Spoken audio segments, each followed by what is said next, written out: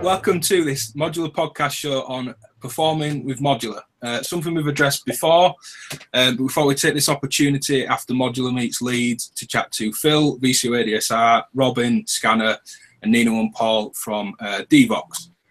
Quickly check in with regulars. Matthew, how's it going? Yeah, not bad, thanks. How are you doing? Yeah, all good. Sim stories to tell?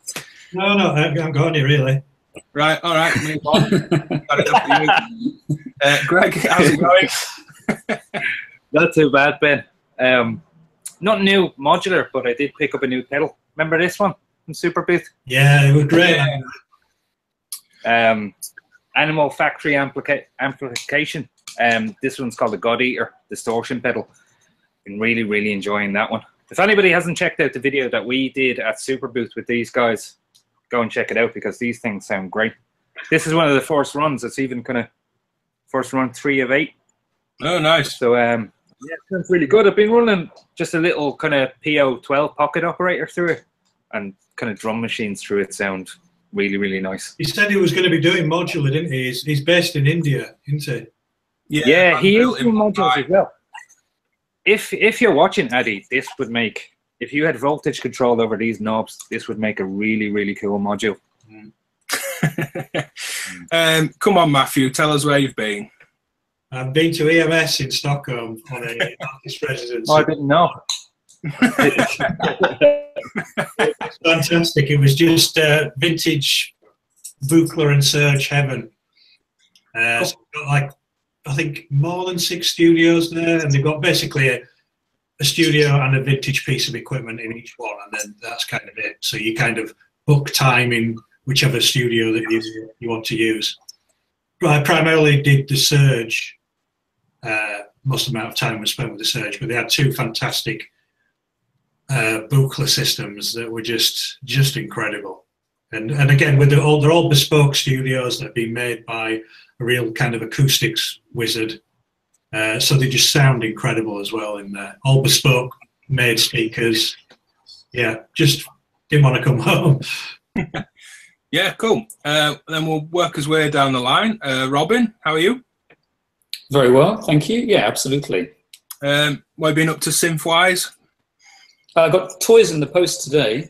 These aren't really synths, but they're oh, yes. nice looking. And it's matching brother or sister.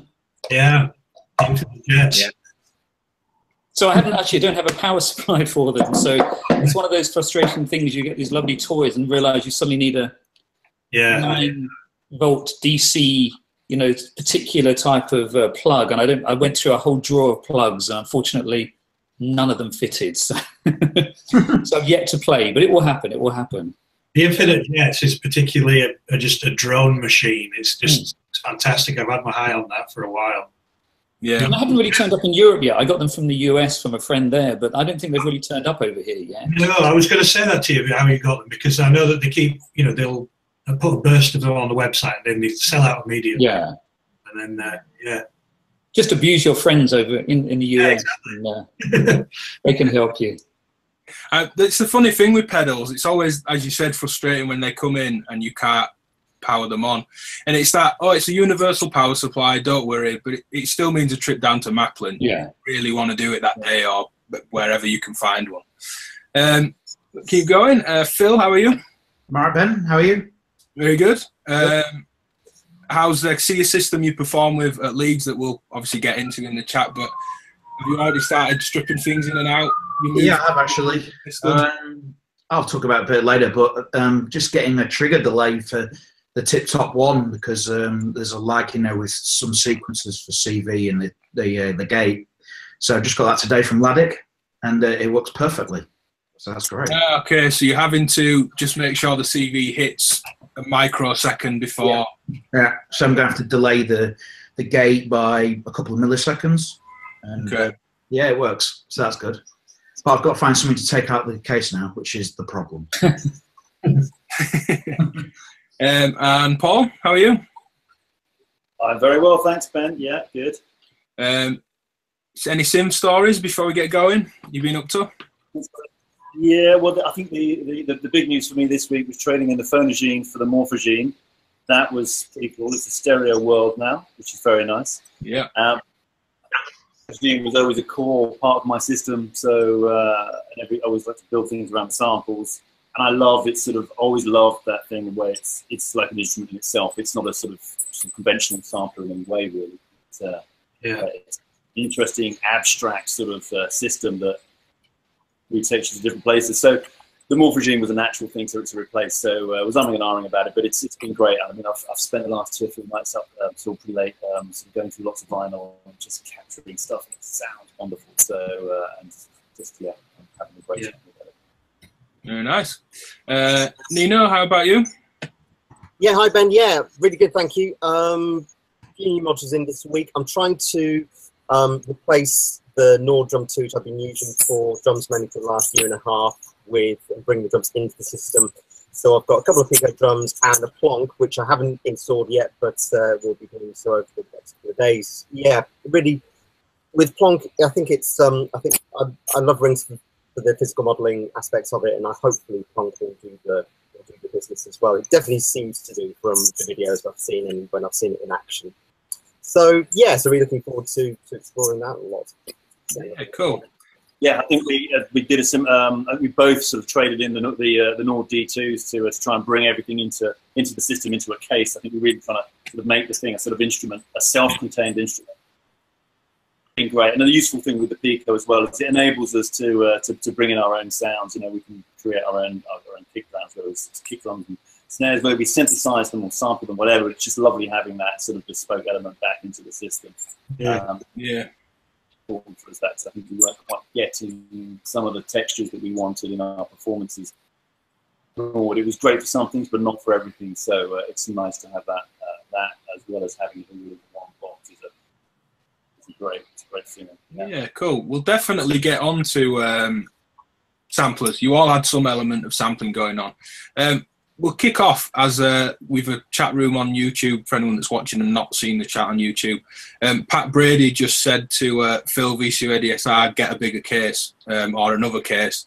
And that kind of, you know, I know you've got more than that one live case, Phil, but are you you're determined to stick to what you've got in terms of performing? That is the size of the rig.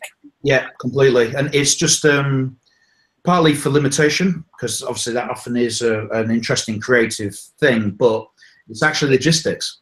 You've got to carry this stuff around, and if it's just you, and you know, often it is just me who's going to a gig.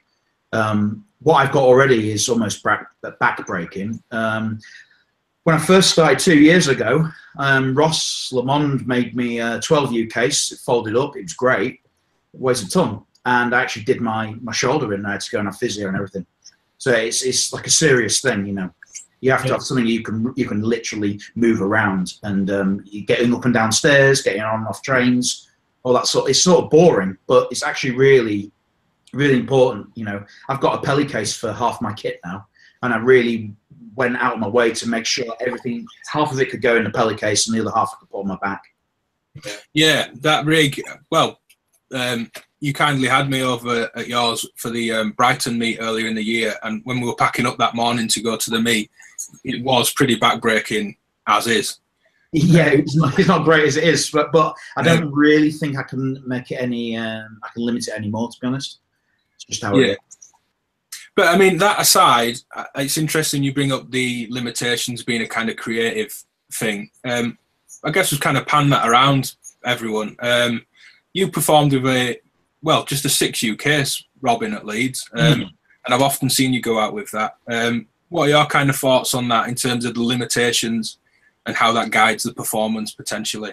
Yeah, it's a good question. I mean, I sit here with a elegant arrangement of toys behind me, and the other side of the computer here are lots more toys to play with. But in fact, part of the joy for me is actually refining it and thinking, how much can I get away with? How little can I take with me? And for me, it really is about restriction, actually. You know, I'm working on a project at the moment, and I'm having to teach myself music again, as in scores and reading music. And I haven't read since I was about 11 or 12. And actually, it's curious because I've had these arguments with myself over the years, thinking if I know where my finger should go on a keyboard, is that going to change the way I compose music in terms of traditional music? And the same with the tools in a case. In fact, the case I had with me, the Enclave case in Leeds, is bigger than the other one. I have this Mono Rocket one, which is slightly smaller. I've taken with me before. And actually, it's interesting, you know, that fellow commented on Phil's case, and I enjoy the restriction. I enjoy having to think, what will really work here? And in fact, even now, I think there was too much in that case. I think I could take a few things out and swap them around and actually make it a bit smaller. Because, as you know, it all plays off a DAT tape under the table anyway.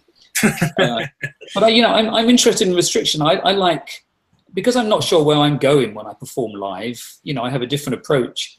I like having tools at hand that offer opportunities that I can kind of switch and go anywhere. And I like not exactly knowing what everything does. In fact, on this performance, as an example, for the first time, I wrote on a piece of paper what lots of the sounds are in the qubit wave sampler. And I forgot to look at it during the performance. I thought I'd be efficient and write these things down so I know what they are. But in fact, for me, there's a joy and surprise. So I have a radio music, a music thing radio that just plays. And I don't have no idea what's actually on any of the channels. I just flick between them and think, oh, that maybe works. That maybe loops. Maybe that's okay. Sometimes it doesn't. But for me, that's the joy. So I'm always looking at restrictions, actually, even in terms of performance. How can I trick myself into not repeating myself? Same for you, Paul and Nino.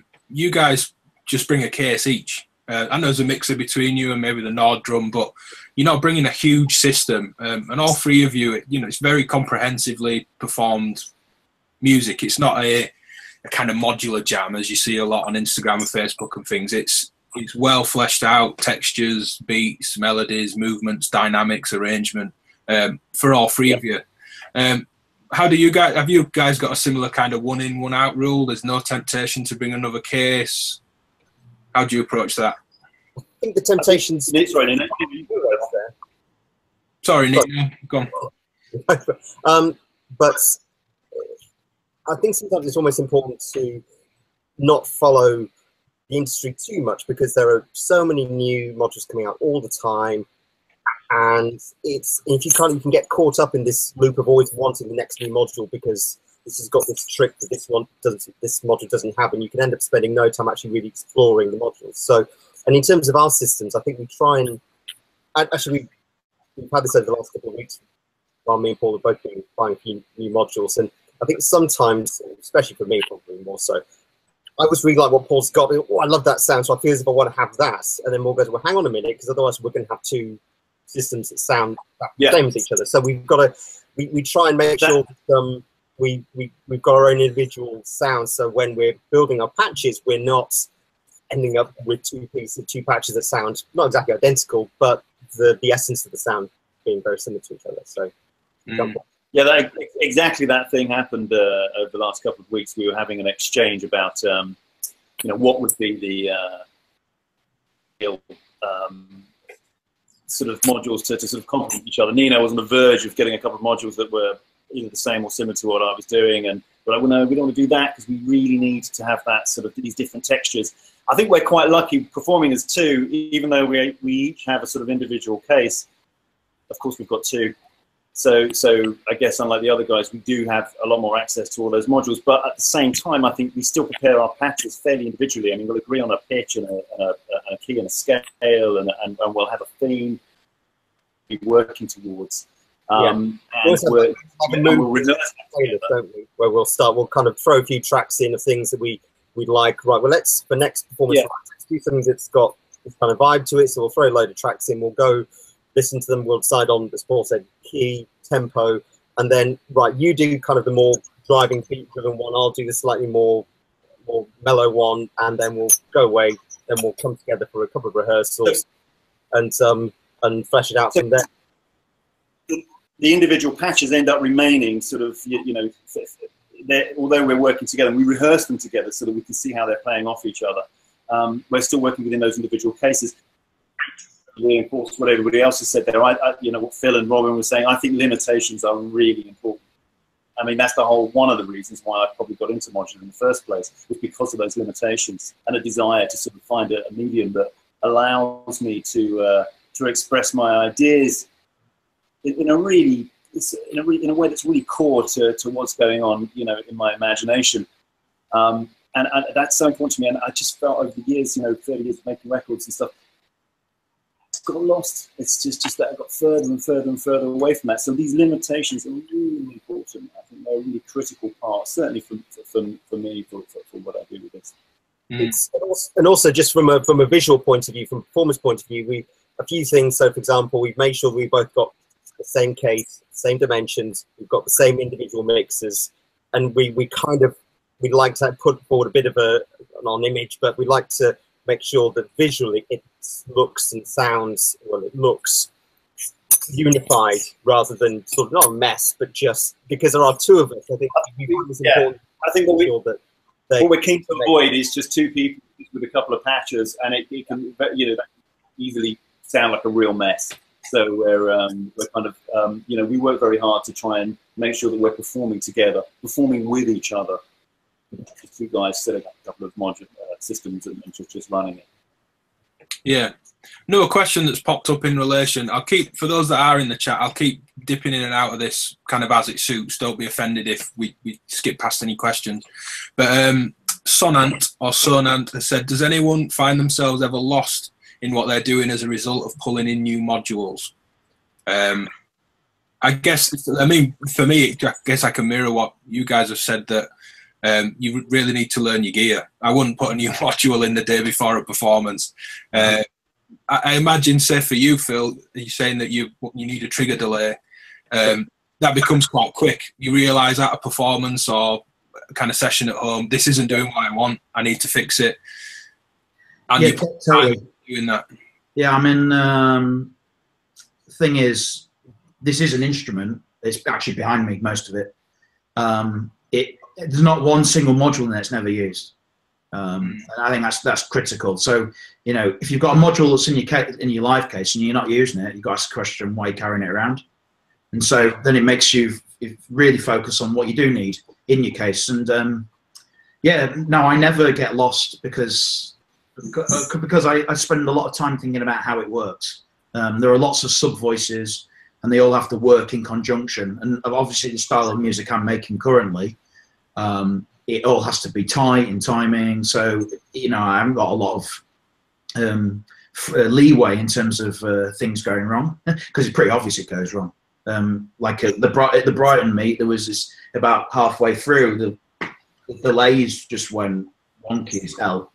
And I'll tell you why maybe later, but it's like, oh God, what's happening? And it's a disaster, because then you go from a creative point of view in the live setting to a analytical problem solving thing, and then the mood's dead, and then you're trying to get back into it. So no, I don't put anything in before a gig that I'm not sure I know how to use or how it's going to function with everything else. But I guess though with Robin though, it's slightly different, because Robin seems to have a more fluid sort of methodology for what goes in a case.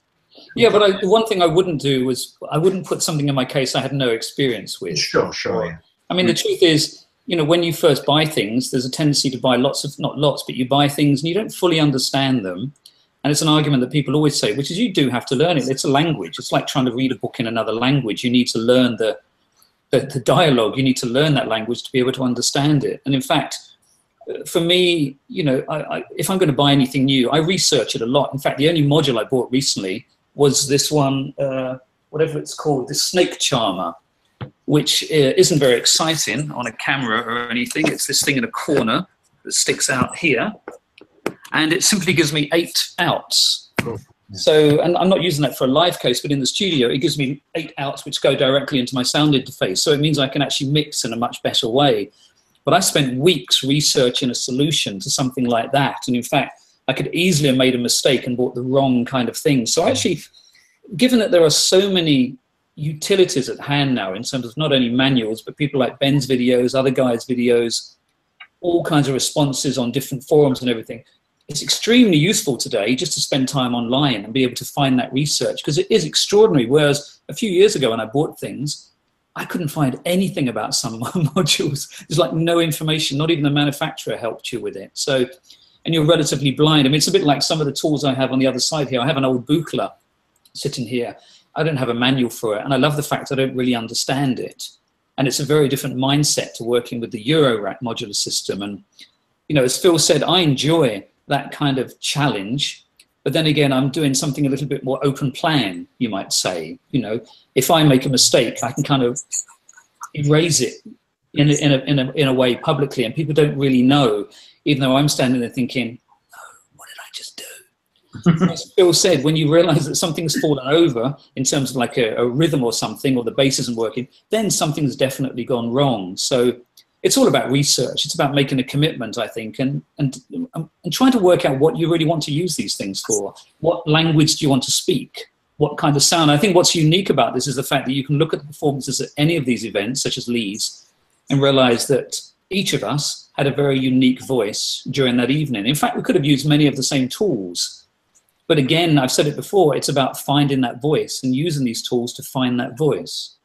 Yeah, we've mentioned, just between me, Matthew and Greg, and certainly anyone else that would want to join in the show, how good it would be to do a show. It's just tricky in terms of everyone not having the same things on the exact same modules, you know, all the same skiff.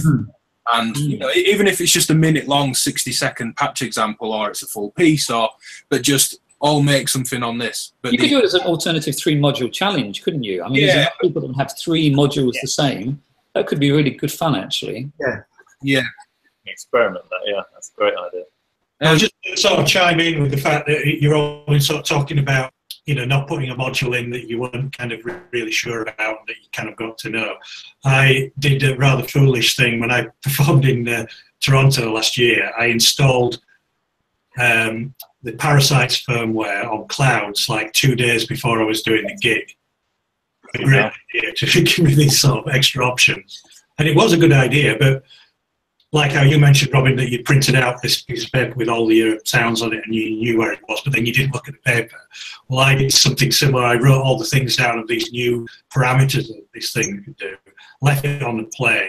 So when I performed, I had no idea, because it completely changes the module. I don't know if anyone's done it. It makes it a different thing. But it turned out great. I mean, it could have gone either way, but it was just one of those things like, note to self, don't install firmware before you go out the road. Yeah, I was just going to... Sorry, Ben, go ahead. Well, I was just going to say the same thing to you, Matthew, not particularly just that story, but you will take out 6U in your Don't For case, and that's it. I guess we're kind of all singing from the same hymn sheet, but that's it, isn't it? You're not going to take a second case. You're not going to add a skiff. You're not going to add another format. So how are you kind of managing what you're kind of fitting in 6U? I guess that's kind of mirroring what some of the questions are popping up in the live chat. Have you a system that you kind of feel like, or at least, you know, from gig to gig, or you could call it from EP to album to track, whatever, this is me for a period of time, and then do you move on, or is it more fluid? Are things coming in and out? How do you approach it, Matthew? Yeah, I change things, but not. There'll be certain things in there that do remain, like some random generators of some description. But certainly the sound making devices, i.e. oscillators, samples, thing will change. But it's not at a faster rate or anything like that. It might just be, oh, I want to give this a go, see what this will do, see if this will add any extra length or different textures. But there'll be certain core things that don't change in that particular case. I'm just picking at live chat as we go. It's kind of running along a rough narrative I've got in mind for this. Michael Doty said, how many channels of sound are you typically using in a live set? well, you, Matthew, do you just take mono or stereo out of that 6U and that's it? It's normally mono. I have just done a couple of stereo, but it's normally mono for me.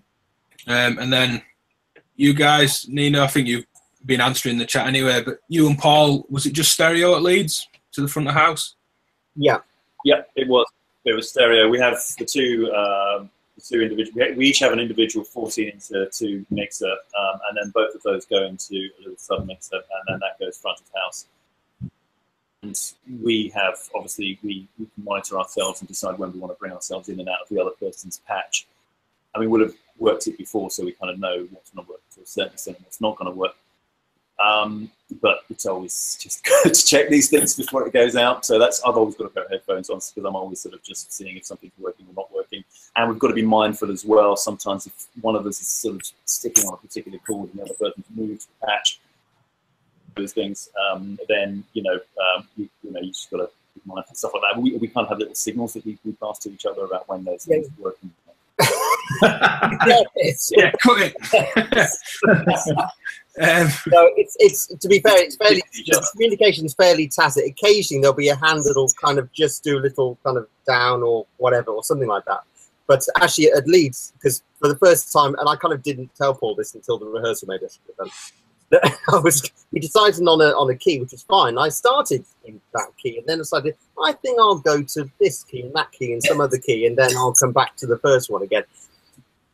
And then it wasn't until rehearsal. Yeah, sorry, Chip. Suddenly I realised, okay. So I basically had to tell Paul, right, okay, I'm about to change keys. So any kind of, any note elements, right, bring them out. Anything's percussion, texture, fine. And then when I go back to the home key again, right, then I'll tell you, give you a key, and you can nod and you can come back in again. Yeah, and actually listening back to those parts in the recording, it's obvious that Paul's kind of there's elements that aren't there. It's still fine. It's not like it's thin or it hasn't got enough content, but it was interesting how that kind of works, and that was yeah. It'll be interesting to see whether we do something like that again. If we do perhaps more of a considered, right, we're going to go here, and then we're going to kind of sync up the patterns, and then we'll do this at the set point. But I suppose one of the things with modular is that it's very easy to kind of stay in a single key. You don't move, and it's kind of quite static. You have different sections, but fundamentally, tonality is quite static. So changing things up can help, I think, make things sound a little bit more interesting. Generally, it's funny when with us and anybody else has tried to do, but collaborating anyway. But.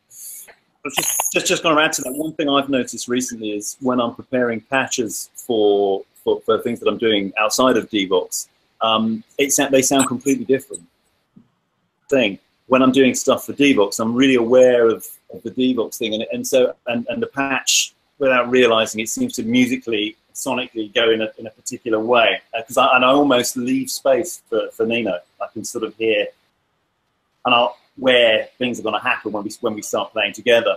Whereas when I'm filling up a lot more space or not, or I'm just doing things differently. What I do, I've got a patch on upstairs at the moment, and it sounds nothing there. DivKid is completely different because I'm not remotely doing. I've not got that in my mind. So it's very interesting that I think again it goes back to what Phil was saying about how these things are instruments.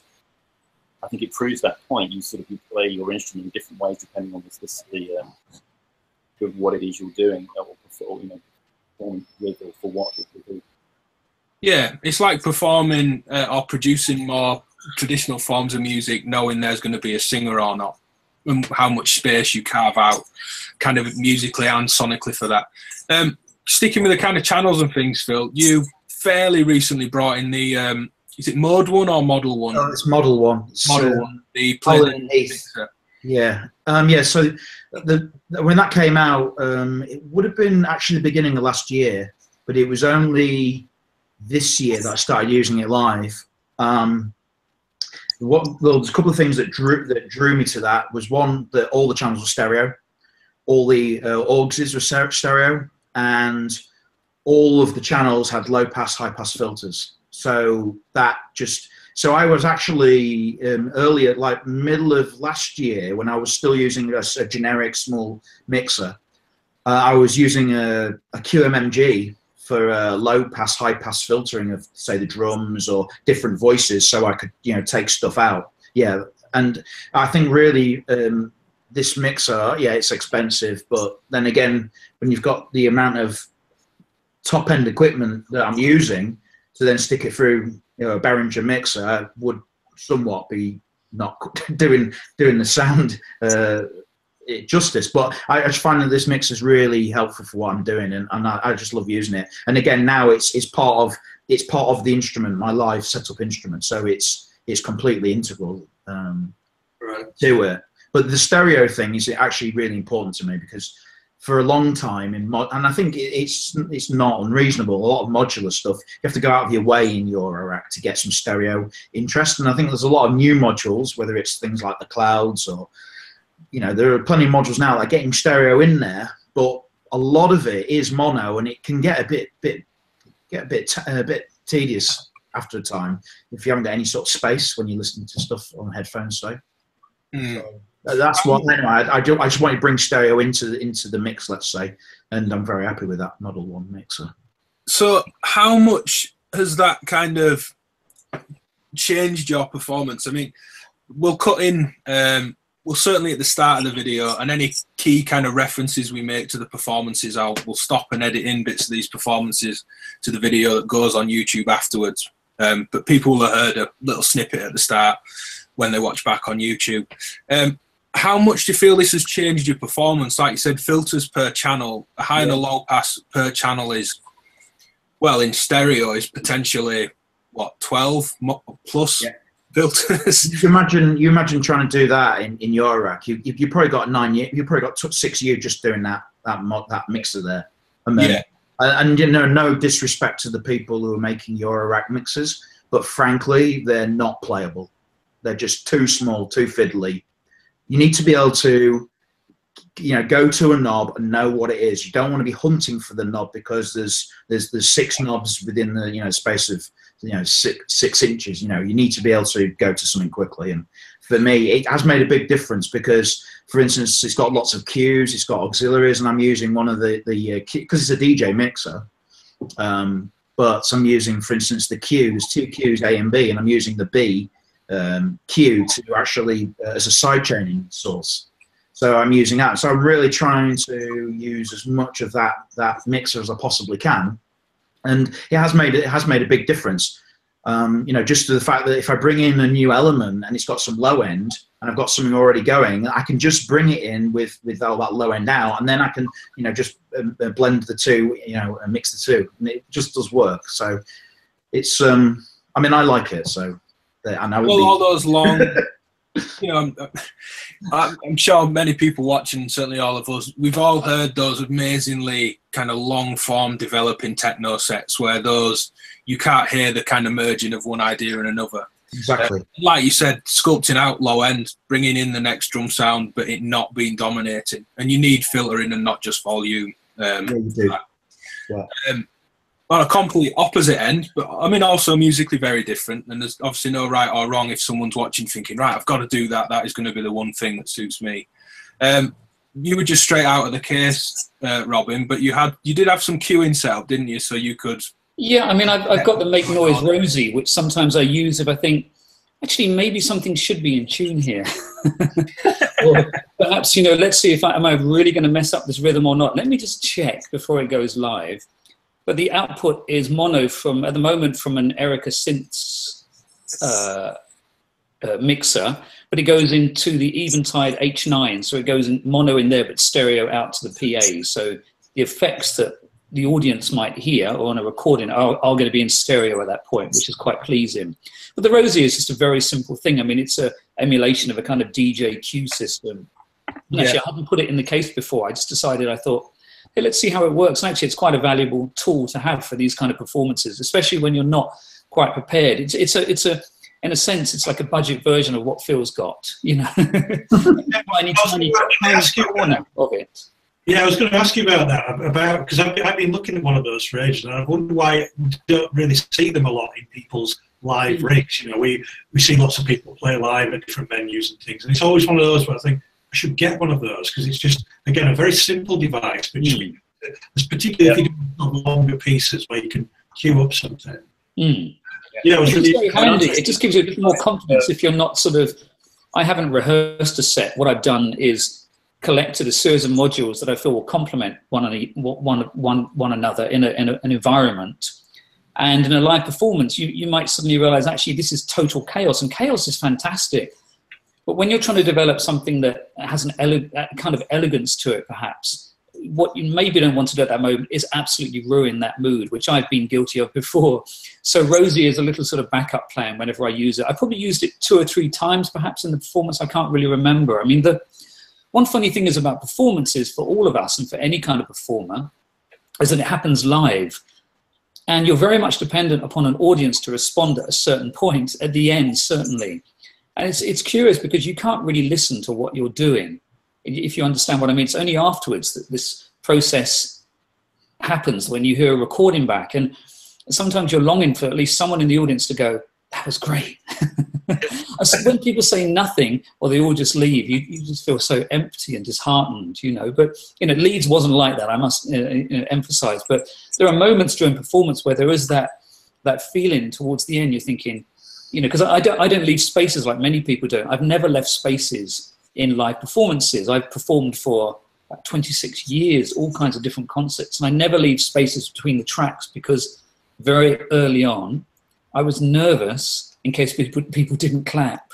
And I thought that would be horrendous. I can't deal with that concept. So ever since, I've just had these kind of long flow pieces that are around 40 to 60 minutes in terms of performance, and I still haven't given in to actually having a track, stopping, having people clap and go to the next one. And then again, like most of us, we're not playing tunes that people recognize. I'm a studio-based artist most of the time. I can't play what I make in the studio unless I go out with a laptop. And not to wander off at a tangent, but you understand why laptop work was so successful, because it's very light and it reflects upon what Phil was saying, which is about the sheer weight of these devices. Laptops are wonderful to perform with in terms of just the mechanics of it. You know, you take a sound card, a laptop, maybe I can control it, it all goes into a backpack. Whereas even the small case I have is an absolute killer. It weighs about 12 or 14 kilos, which you're carrying in one hand and a suitcase in the other one with your clothing and your, you know, all your makeup for the show and your cape and all these kind of important that actually weighs a lot more than the other case. But it's kind of kills you. And as Phil said, you know, he's actually injured himself. And I'm actually about to buy a sub-modular case because they build these very, very light cases. It's about 3 kilos as opposed to about 8 kilos for the one I have now. So hopefully next performances are actually be very light to travel. Yeah. One thing I did want to bring up, you mentioned the Erica mixer. Your set, and again, this is a good point for me to cut into a bit of the set, as I guess it's a specific question. So if I stop babbling, in the video edit, we'll cut to some performance. For anyone watching live, nothing's going to happen, and I'm going to edit this bit out. But the performance, this is the tube mixer, the Fusion series from Erica. It didn't seem to impart a colour all the way through. It seemed like it was a kind of really, and I guess I'm singing a specific module's praises for this, but it seemed you were in control of the kind of tone and output of the system. It wasn't, oh, everything's a little bit driven and hairy.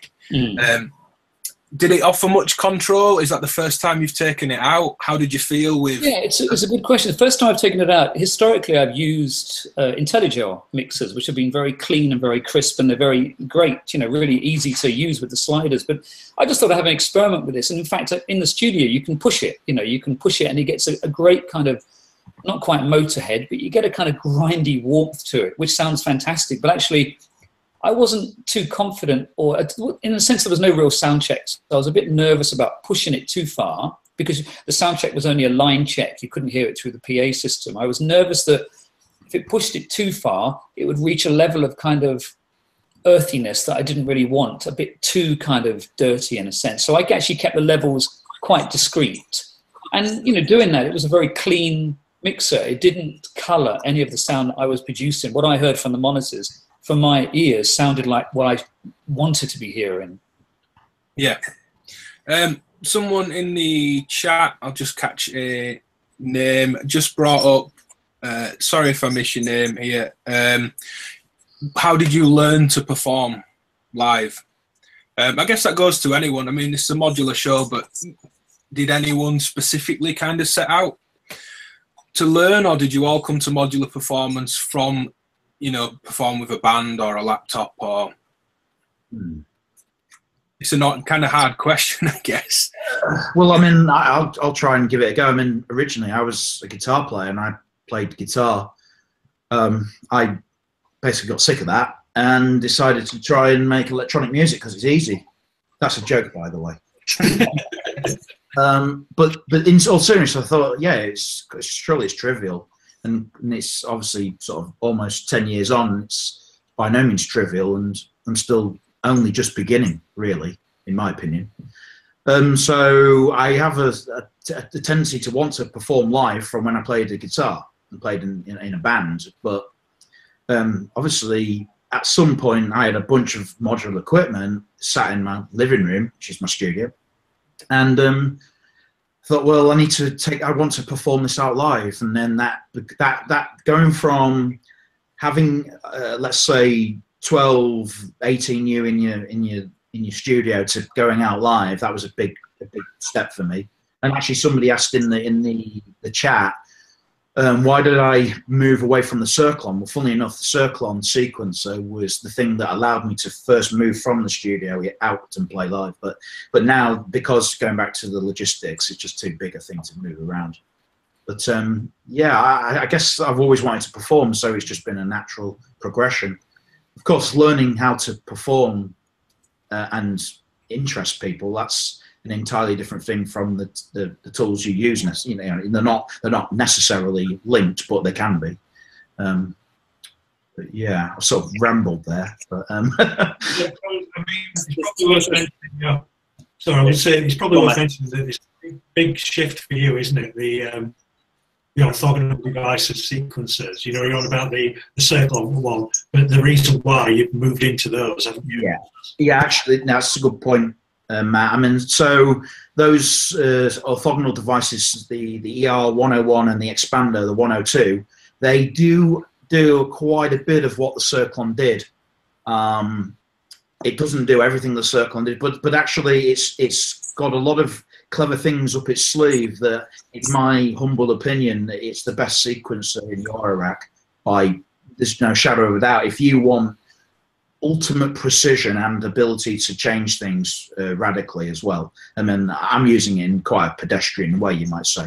But if you want to create extremely complex types of music, you can do it with those sequences. So for me, it's that precision there to do exactly what I want, and that was a natural progression from the Circlone. But yeah, I mean, I'm a big fan. That's very interesting, for what you just said about precision and how it's so important to you that that's so precise, and the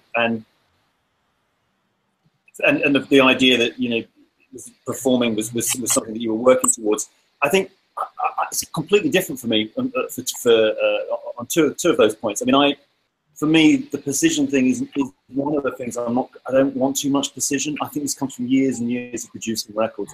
I want the freedom. I like a little bit of mess, and I like uncertainty. I do like all the little sort of frazzly, I like the slightly out of focus stuff, the fuzzy stuff around the edges, which is why I use certain sequences the way I do. That excites me. When I first got my modular system together, I have to say that I wasn't even thinking about performing with it. I just knew I was interested in working with this system. And like Robin, I'm very much a studio-based person. But as soon as I got into it, as soon as I started working with it, there was no other thing. It was just immediately obvious that I just had to perform with this, that this had to be played like an instrument and played out, because it was a very transient experience. Everything I was doing was just sort of coming and going and moving very quick. And I thought, I need to hear this, but I didn't really want to start recording stuff and start processing it and refining it and homogenizing it like I do with all the other stuff that I produce. I wanted it to remain this transient experience. So very, very quickly, without that, I had no ambitions to perform with it. It just seemed like that was the right thing to do. That was the obvious thing to do with it. It was very, very strange that I really didn't see that one coming. I'd say, Paul, just to say about, maybe to clarify this idea about precision, I guess the there's plenty of, as you say, slack in my system. I think the thing of, I should say, it's the precision to have things occur when I want them to occur, but then I've still got enough variation and variability and things that can go off in quite a lot of directions. So I guess it's that balance. It's not a precision in the sense that it always has to sound the same, but precision in that I know things will occur when I want them to occur, but then I'm free for them to evolve as they go. Like, which goes to what you're saying, I think. Yeah, I think genre and style and what you know, the genre and style that you're working with, I think that, well, you know, that always determines, I think, what the tools that you choose. I must say, having said what I just did, there are times when I said I'm tearing my hair out with some of the sequences I'm moving and thinking, God, I wish I had more control here. Yeah. I'm literally just typing back to Marcus. I'm going to answer your question because he just put, ask my question. It's a good one though, and I was going to bring it up anyway. Marcus has some really good music coming out, actually. It's been a pleasure getting to know him and his music. So Marcus Lancaster, if people are aware of him or not. Something to came to Leeds. It's great to meet him as well. He's put, since silence is arguably just as important as sound aesthetically, to what extent does this consideration figure and what techniques are employed by the panel to facilitate this? I mean, I had a great kind of musical education, and for me, you know, learning to play kind of funk and soul and Motown on drums was a kind of real education. And they said the groove is in the space between the notes, and what you don't play or how frequently you're playing is as important. So how are you, again, musical style is going to dictate this entirely. How are you approaching that, the kind of idea of silence and space? I have to say it's a perfect question on a day like this, because it would have been John Cage's 105th birthday today. So the composer who set out an idea of silence in a way for lots of composers and lots of artists and lots of thinking people to see how, if you're not familiar with the piece 4 minutes 33, which is a very controversial piece, that's about the essence of listening. It's a piece that has no notes in it, but it's about the space around you. And in fact, space and silence are so important. When one of the guys earlier was speaking, I think Phil was talking about reverb and things like this, and actually being able to use effects. And Paul was mentioning about how we work with space in terms of performance and how you structure things to create physical space. Silence plays a key role. I mean, really, I think, you know, if not necessarily silence, it's about finding the spaces in between things that are important. Often in language, we understand that when you speak to people, it's the pauses that have as much meaning as the words themselves.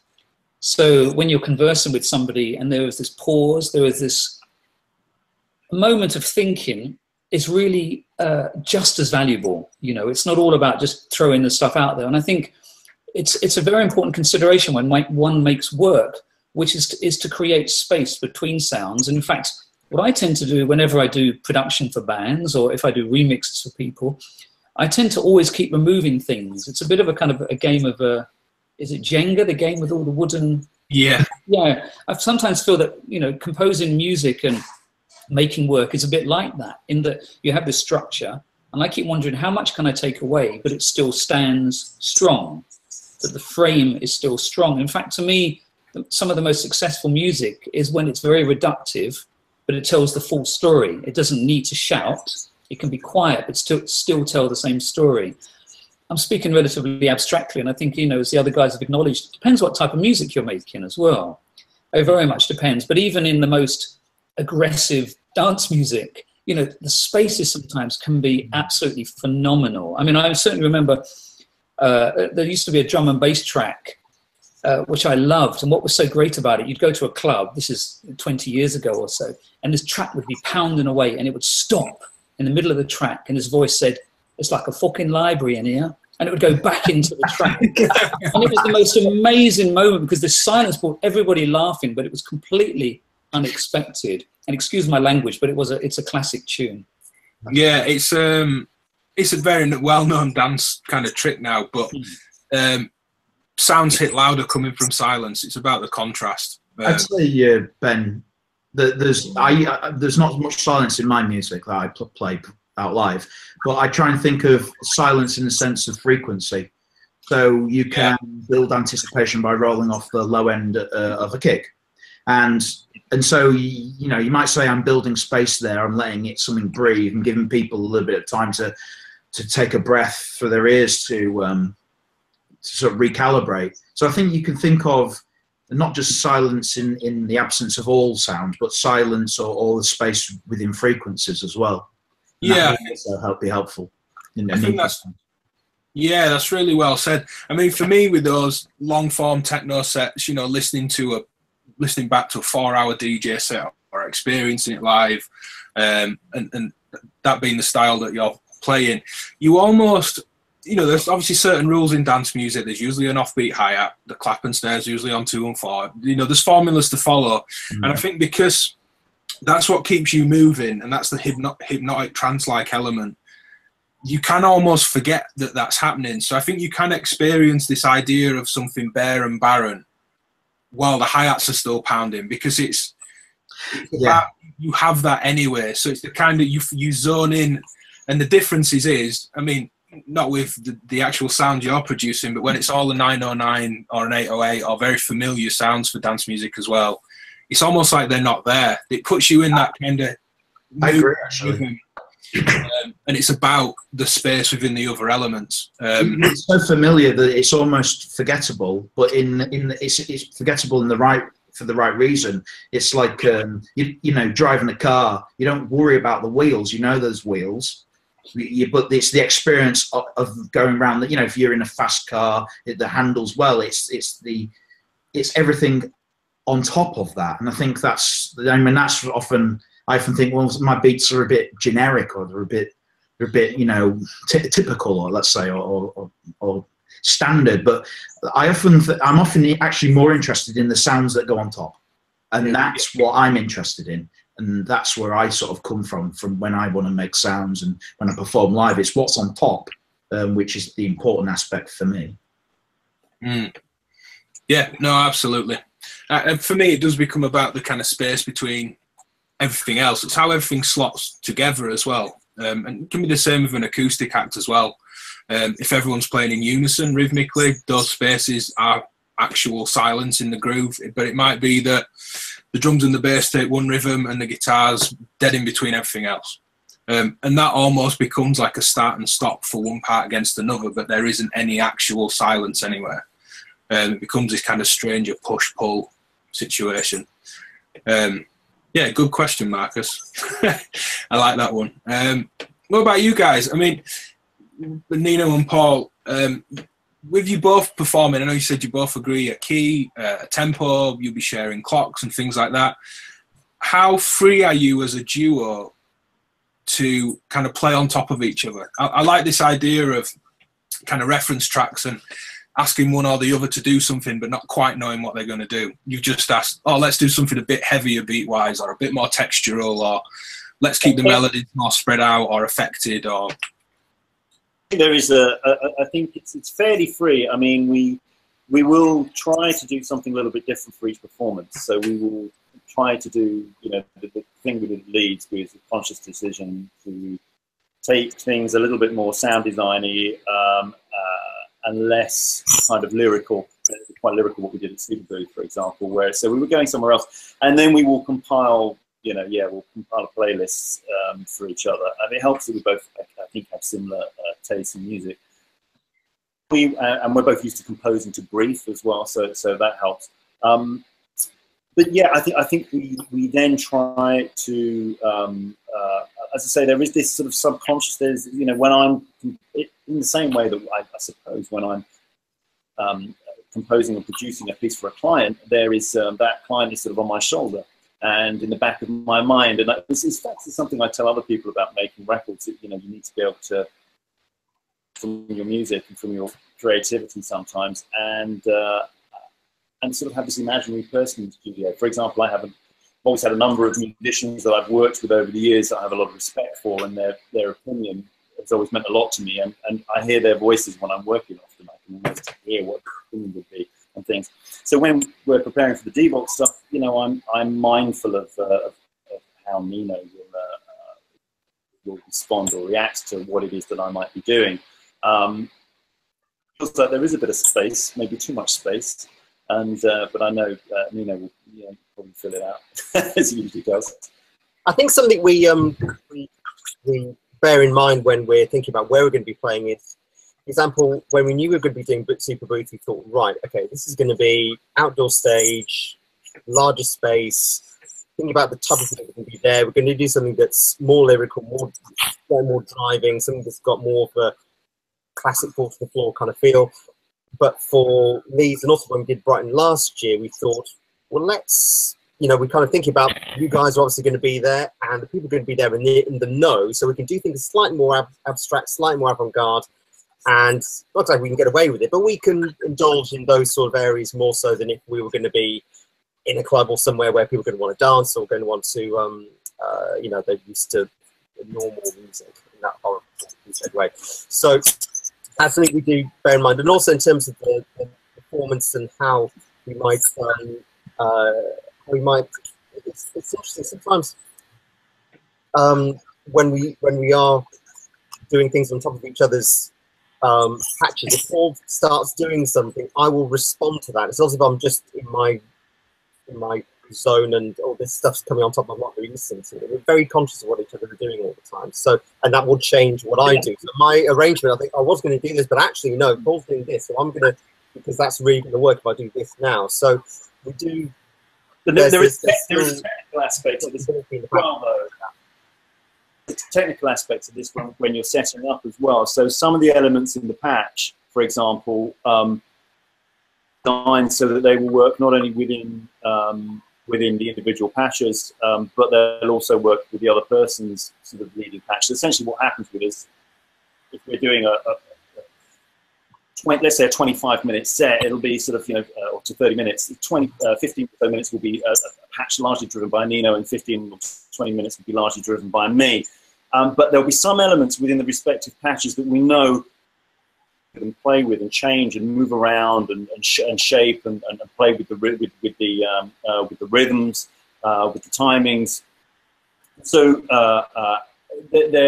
there are certain key components within a patch. There are stuff that's kind of set, if you like, it's kind of very specific to the structure of a particular piece or a particular patch. But then there are other more fluid elements within that patch to improvise and, in fact, perform a little bit with whatever the other person is doing. And I think that's probably the same even if you're performing individually. You probably have a certain amount of content that's kind of fairly stable to give you a foundation, and then you set things up in the patch that are going to allow you to sort of bring in little performance pieces. I mean, I've got a number of them. One of them is sort of playing with the clock that's driving one of the hi-hats. I'll take that off NanoRand and bring in all sorts of craziness. And I literally have a patch with it just kind of hanging there. And it's got a little bit of masking tape on it telling me what it is. And if I just want to suddenly mess things up, I'll plug that into the kick drum or the hi-hat. And we've got it. So, and there I have other little sort of patch cables that sort of hang around that do similar kind of things, and just plug them in. So you set the patch up with, I think, a structure, but then you also have elements that are going to allow you to bring a performance element into it. Otherwise, it'd be pretty boring. Improvisation is key. I think it's interesting that myself and Paul are studying. We both teach at the University of West London, and we're involved in research into user modulars. And we often say about performance, and we'll talk about composition, but actually these things can't be treated as separate. They are actually all parts that all process involved in improvisation, which I think we all do. The transient nature of modulars, the fact that we no longer are, the problem with laptops, we all become archivists. We're all worried about file names and where we find things and storing things away and be able to record things exactly as they were. The mod just gets rid of all of that, thank God. And that's for me anyway, and I think for the audience as well. It's easy to have perfect performances with electronic music and laptops, and if the modulars enable you to create that more personal, emotional link with the audience, perhaps, especially when things go wrong. I mean, I remember watching a video of Richard Devine doing a gig somewhere in the States. Something went wrong at some point. It all felt, and it was obvious it had gone wrong. But the audience started responding to it. They started shouting and clapping, and it was they were elated that this is real. This isn't something you haven't just pressed spacebar and let it go. And I remember, was it '94 when Orbital did Doctor Who at Glastonbury? and it kind of went wrong at the start, and they had to stop and start again, and nobody loved it. And creating that real time, that live moment you can create with the audience with modulars, which you can't do with many other forms of electronic music performance. I think is what gives us just not an advantage, but it gives us something unique. Yeah. A question that's come up, and I want to just pull on a couple of kind of specific modules as we come to kind of a latter section of this conversation, if you like. I'm sure we could all talk all evening about this. Franman Corvette said Richard Devine's performance is the opposite of space between the notes, but loves him. He's gone on to really compliment him. It's not a kind of judgment. It's interesting. We did, as a bit of a self-plug for Modular Podcast, an interview with Richard, and he was talking very much about the use of probability, allowing him to go from full and as full as whatever parameters he set within the patch to nothing, and having that control. And it plays into what you were saying, Robin, about almost just being not economical with what you're doing and trying to say something with as little as possible. How are you guys using random and probability? Paul mentioned using the nanorand, so he's specifically got a cable dangling when he wants to inject some random. The nanorand was a module by Qubit, now preceded by Chance. In-time random rhythmic fluctuations, so you've kind of got the safety net of it's not going to go completely bonkers. It will be some division of a clock in some way. How are you, Phil, I guess, with the kind of rigidity of techno, how are you using kind of random in that framework? Well, that's a good question. So actually those comes back to the sequences I'm using. So because it's only really leads where I've sort of finally got something I'm happy with, to be perfectly honest. One of the parts of my rig, the sequences, I've built lots of switches because you can actually add random transforms into the sequences. So this is something that I'm going to be working on, both for the drums and for melodic things. So in some of my melodic sequences, I can actually just switch a switch that sends out a 5-volt offset, and that will then add random notes or offsets to the sequences, to certain steps in the sequence, and that's actually really quite nice. So again, you can have this, like I said, a precision of something to start with. You can then add this random. That random is in your control, and certainly that's something I'm going to be really sort of focusing on in the next couple of months. Is actually how to add some of that randomness and probability, which you can do with this sequencer for the drums as well.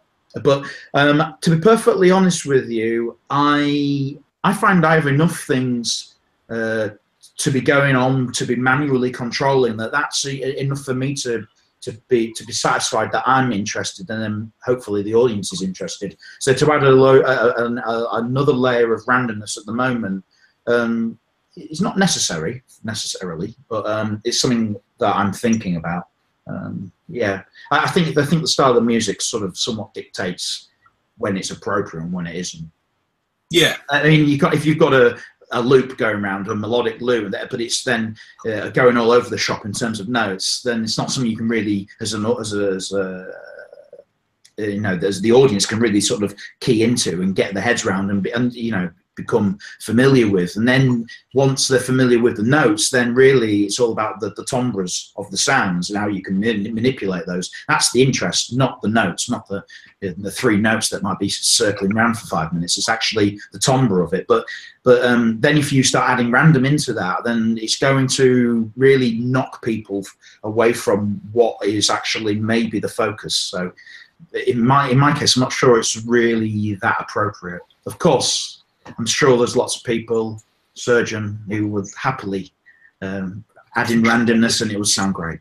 So. Yeah, well, it's about, you can't have everything. If your performance or moment in a performance is about, you know, more heavy kind of sonic manipulation, you can't latch on to everything being random. And I think that's what we keep kind of hammering this. The 3 of us love random for different reasons, me, Greg and Matthew, and our different approaches. That when people hear a sample and hold into the pitch of an oscillator and then go, I don't like random. Well, I don't like that either. It's of no interest. There's this kind of random boop, beep, boop, boop, beep, boop, boop, beep, boop. It's like, well, it kind of tires after a minute. so like you said, it's about what it is you're changing, I think, and how much you're changing, and giving some. I mean, no one's walking home whistling the tune at these modular performances. It's not that type of traditional music, but whistling the sets.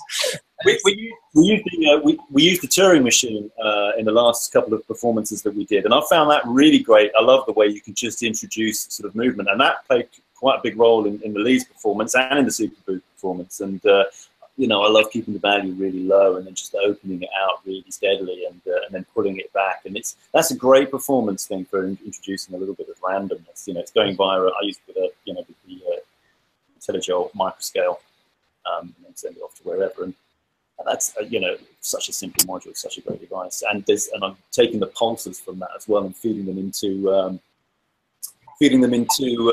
Dinky's Tycho, which I've then got modulating off an LFO, which is being clocked from something else, which is random. So there's all sorts of sort of movement going on in there, and that's quite an important part.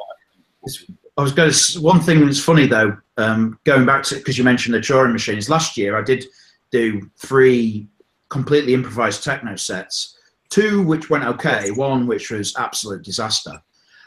Which I won't talk about. But the last one was at the Brighton Modular Meet, and I had a Turing machine going into U-scale, and I kept for the melodic content. And about 20 minutes in, probably, I'm going, okay, yeah, I want a different melody now.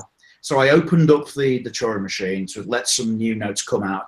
And I thought, well, this is weird. This is not, I mean, I'm getting a different rhythm maybe, but why am I not getting a different melody? And then I looked at the U scale, and because I had to switch my equipment off to move it into the performance mode, I forgot to put in the scale. And so for the entire Brighton Modular Meet set, I was playing C. Now, but then I had this dilemma. Do I add some extra notes to the scale? And then, if I do that, it'll sound weird. But so, yeah. Anyway, I thought it was quite funny. I've done exactly the same. Yeah, I'm laughing when I realise this has happened. The way I think about randomness is like almost draw an analogy with waves. And we can sit on a beach and watch waves for a day and not get bored. And effectively, it's the same thing happening over and over again. But if you recorded one wave breaking on the beach and looped it, you'd get bored within about 20 seconds. But the fact that it's that slight variation constantly from one version to another, that's for me the randomness. That is that subtle, tasteful randomness, I think, is what tends to always really do for me anyway. And that's what I try and get into. That's what I'm doing. So not bonkers randomness, but just slight subtle movements that keeps everything moving and just ebbing and flowing a little bit to bring the analogy. It's like when you see traces of chaos from any chaotic device, where it looks like it's drawing a circle, but it's almost like a kind of child scribbling on a page. The circle, the size is changing, the kind of warping of the shape's changing. You can certainly mimic that with something steady and something random mixed. How about you, Robin? How much do you kind of let the machine dictate changes and random? It's curious, isn't it? Because I think the appeal of modular to me, to begin with, actually, was the appeal of the unknown.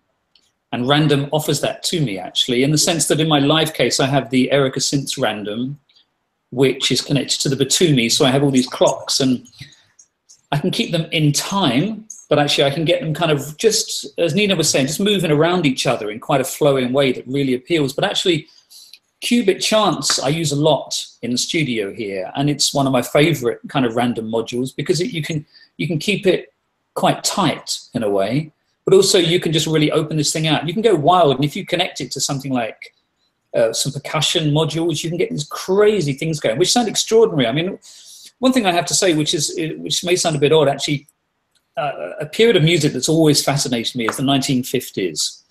And 1950s as in American John Cage, David Tudor, Morton Feldman, a particular group of American composers.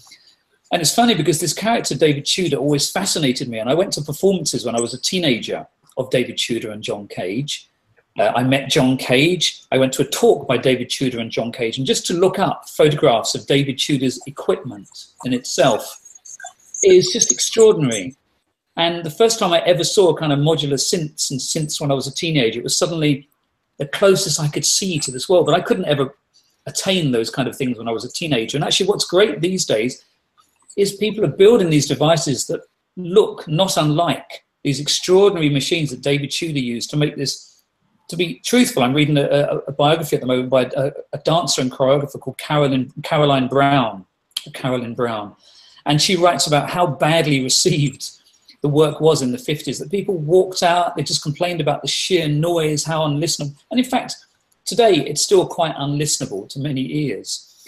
And there was something that always drew me to that. And with David Tudor's work and Cage, they had, it's random is the wrong word to use for Cage. That's a very different kind of discussion. But there was again, there was the appeal of surprise, of not knowing where something happens. Cage was more interested in erasing the idea of the composer or the ego of the composer and making work that's about something else. And I think, random is, for me, a very rewarding way of making ideas and making things happen that I would never dream of happening. My fingers wouldn't move on a keyboard in that way. I wouldn't program in that way. If I use a computer, as I do in the studio here, I tend to work in the box and it follows a pattern that I can't escape. And what I love about random generating machines is they throw something at me, and often it can be totally rubbish and I don't use it at all. But when it works, it's extraordinary, and it shows the joy for me of the kind of modular world. And I can set these things up and they can almost play for me. And I love the fact that we all recognize you can set something running, you can sit back and just kind of enjoy this thing that somehow appeared. And I use the word, but it's like magic. This thing does appear as if all you were doing was just setting this thing in motion somehow, and the magic has happened. Yeah. I mean, when I come up with some of my sequences, they're from random functions in the sequencer. And I often think, it's what's the expression about put 40,000 monkeys and you'll get some sort of like Beethoven in an interesting way. It's like you go fishing, so you set the system up, and I might go, right, I may set up, say, the rhythm of the notes, but I don't know what the melody will be, and then I can just say, right, random, and I'm almost like waiting for something that oh, that's an interesting melody. Oh, I'll keep that. And I'm sort of tending to, so some of the things that I've played at, say, Leeds, I think a few of those is where I've just sort of pressed random on the melodic aspect or even the rhythm and come up with something and refined it, but I think that's an interesting point of view. Well, it's an interesting way, I think, to compose, that the composition becomes the parameters in which you set. Yeah, this but thing. it's also having the ear. Yeah, I mean, you still got, at the end of the day, it's not that the module's written the melody, it's that the human has understood that it might be of interest. So that's the interesting thing. It's how random is then put into a musical context. That's the key thing, I think, with random. It's not just a case of it's random, it's how it's random with this musical sort of framework at the back of it. But that's my sort of take on it. Yeah, there's a nice point from Marky ZNO or Zno in terms of YouTube name, just saying that random gates into the BIA Bazimala Securitas Alter is great for non-sci-fi industrial random mayhem. But I think that plays nicely into what you said, Phil. If you put that around a framework that suggests a certain style, offbeat hi-hat, 4 to the floor kick, you can have that changing over, and that becomes where the attention shifts. I think that being all it was, just everything is random gates, does tire after a while. Past the point of a single piece, that's maybe not the kind of full thing for a full set.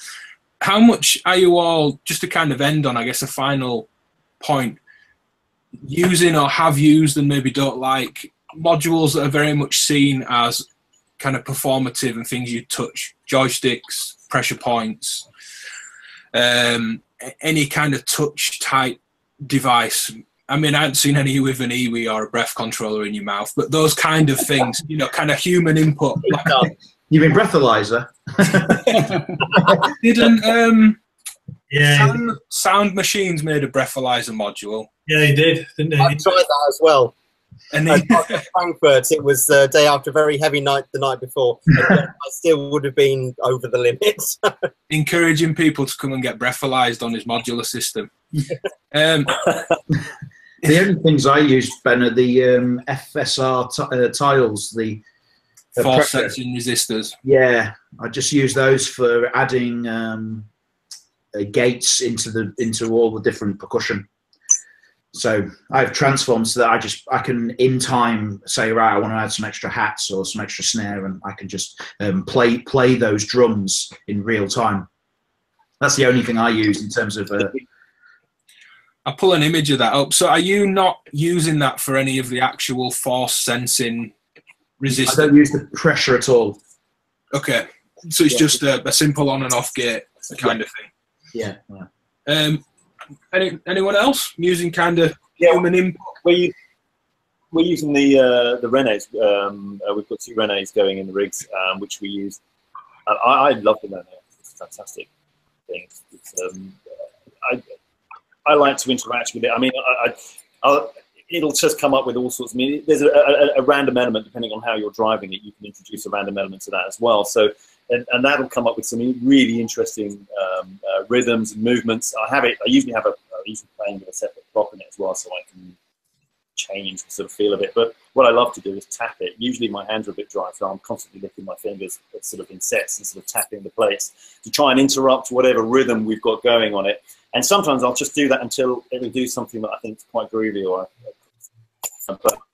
so I'll tap it a few times. I'll tap a couple of random notes a few times until it interrupts the rhythm and gives me something that I like. And I'll do that live. I mean, I'll do it. I think, no, yeah, oh yeah, that's good. Then I'll leave it and move on to something else. So it's quite nice to have that. I'm not a big fan of joysticks or any kind of overly sort of sort of stuff. I mean, I think that's one of the problems I have, is that disconnect with sort of laptop music and sort of desire to sort of overcompensate with sort of stuff and weird interfaces where there's no kind of real relationship between what you're hearing and what you're seeing, but it looks kind of wacky. So I'm not a big fan of that, but I do like, from a practical level, I like the fact that I can interrupt the rhythms on Rene and just sometimes get some really interesting stuff going on. I believe actually the Rene I had running, I didn't have any gates going into it. I was literally using it almost like an odd looking keyboard in a way. And on chord, I've got cubic chord, I've got each individual output going into a mixer, and then I'm effectively bringing in notes, kind of like bring them in, like fading them in and out, and that's quite nice because you can get these long swooping sounds. You've got obviously control over the envelope of the sound. You know, obviously you can't go instant attack because it takes you sometimes to turn the knob, but otherwise that's a live thing that I do quite a lot of. And I think pretty much interesting, just a point about the DivKid sound perhaps, is that we have sort of almost common elements that we bring in a lot of our patches seem to be coming up, and they're almost like little cues, DivKid cues, like the ding cues, and I think chord sound and tel harmonium as well, that I think all this helps to give us particular sound. But yeah, the chord and Rene, I think, are the things that we focus on for live input anyway. I mean, the whole system itself is an interactive system. I think that's, as well as other things, that's part of the big appeal, isn't it? That a well-designed module, you can reach over, like reaching for a certain chord on a guitar, and you know what you can potentially do under your fingertips. What about you, Greg? You've moved to a lot of the qubit stuff. I know Robin uses it for these reasons. Very performative in terms of people saying, "Oh, it's too big," but it isn't because you're not knocking the tuning of anything, and so on. What's your kind of take on all that? That is what makes it performative. That is what kind of makes it playable.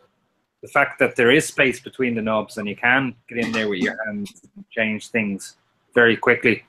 As Phil said earlier, you're not searching for the knob. You're not looking the space. You haven't got everything crammed within a few inches. You can get in there quickly and change things very quickly as well. It kind of lends a lot to that. What about you, Matthew? You're very generative in approach, should we say? Yeah, I mean, the kind of diving in there, knob twiddling doesn't really apply to me because I'm, well, the 3-module challenge that we did at Leeds, I actually walked off stage. For those that missed it, and you unfortunately won't see it on the video, but I did say it as we came back round. He set it up really, really nicely, explained what he was doing, and just walked around and just stood at the back. Yeah, just kind of listened to his patch for a bit, came back and turned it off. Sort of dropped the mic and walked off. It was great. But no, I have obviously when I did the performance in Toronto, I took a pressure points within that, and that was basically for kind of transposition duties. I just had the settings of them just at different sequences transposed at different kind of rates, and that was really good.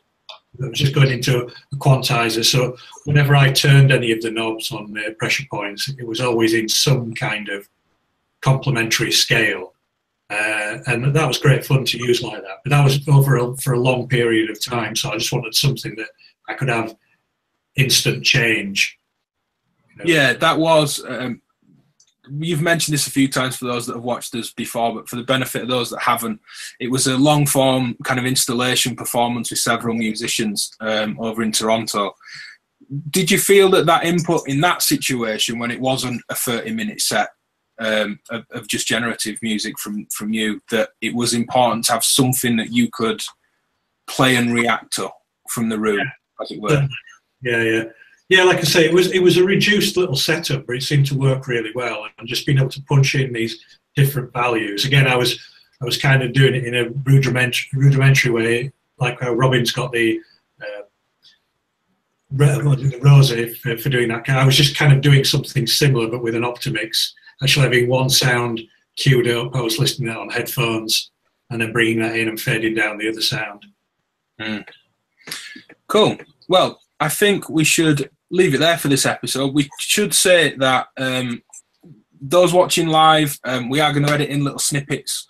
So anyway, where I said, and this is going to ruin it being a smooth edit, because I'm going to say it again anyway, let's hear a bit of the set. And nothing happens. We are going to cut bits in, so anything you haven't seen already, by the time this actually goes on YouTube, all the lead stuff's going to be up. There's videos going up daily if you are watching live at the minute, all the performances and everything else. So check out those guys' sets. We'll link to all that stuff, and this is going to become, I think, a new series for us. As Modular Podcast, we have episodes that are kind of technical in focus. We'll talk about random in episode 4 with Mark Verbos. I've mentioned that in the chat to a few people. We'll talk about filters, there's patch examples, oscillators, envelopes, all sorts of stuff. We have interviews, we've got module features, and I think this could be its own kind of freeform thing about performance that we'll certainly retouch on with these guys in the future and other people as well.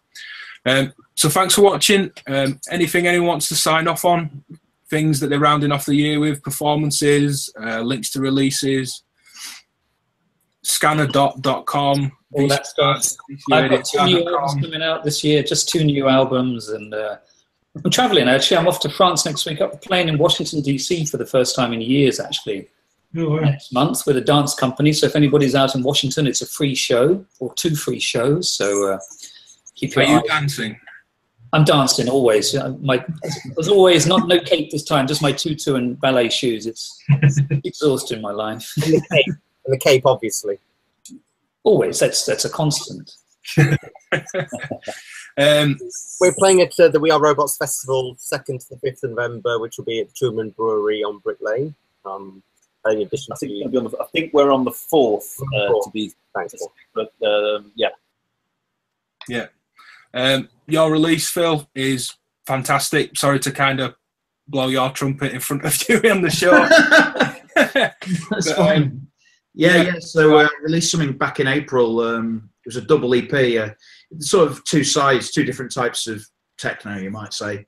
Something I just wanted to get out. I was pretty pleased with it, and it's still there for people to get hold of, and on limited cassette release. And I think probably the next release probably will be a variation of my live set I'm doing at the moment. Once I've sort of fleshed it out and really got it to a place that I'm really happy with. There's a long way to go, but that's what happens when you're your own worst critic. But yeah. What about you, Matthew? Anything to plug coming up? No, I'm just going to be spending all the time going through the EMS material at the moment, because most of it, Radic and I were planning on, who I went over to record with, we were working on like a surge-only release under the sort of name of the Transient Union. So we've collated work for that. It's a great name. You've got hours of stuff to edit, I imagine. Yeah. Record and don't stop recording until you leave the room. Yeah. What about you, Greg? Anything coming up you want to plug? I don't know when this show is going to go out, but for anybody watching live, we're back in the Science Gallery on the 22nd for Dublin Culture Night. I'm going to be doing a little bit of modular demo there for that. So pop along for that. It's free in. Yeah, cool. And yeah, cheers to everyone in the chat. It was great. Lots of good questions to kind of inject. Come back and do this. We're only just kind of experimenting with it live as Google Hangouts has moved and merged with YouTube Live for anyone that's interested in that. But the chat's been great. There's been lots of people in there asking good questions, and kind of little sub conversations with you guys on the panel and people in the chat answering questions that didn't come up. So thanks for everyone watching live. Cheers to everyone that's just watched the nicely polished version, and we'll speak to you all soon. Cheers. Cheers, guys. Thanks, guys. Hey, guys. Bye.